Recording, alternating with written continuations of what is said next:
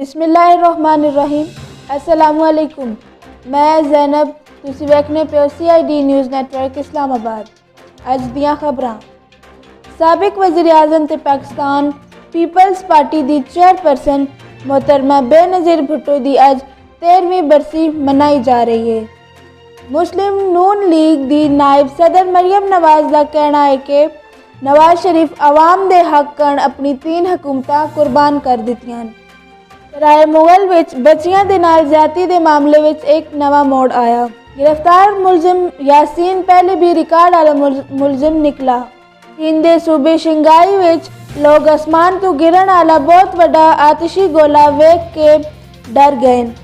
पाकिस्तान फौज दे तर्जुमान दसा के मनीमर्ग इलाके दे करीब पाक फौज दे ज़ेरे इस्तेमाल हेलीकॉप्टर फनी खराबी की वजह तो तबाह हो गया। बरतानिया, जनूबी अफ्रीका ते नाइजीरिया दे बाद कोरोना की नवी किस्म यूरोप भी पहुंच गई। कोरोना वायरस की वजह तो लगने वाला लॉकडाउन खजाने के मुतलाशियां नू भी पाबंद कर दिता। अज कोरोना की वजह तो 58 लोग मर गए ते मरने वाले की कुल तादाद 10,000 के नेड़े हो गई। शुमाली बलोचिस्तान के पहाड़ियां ते बर्फबारी।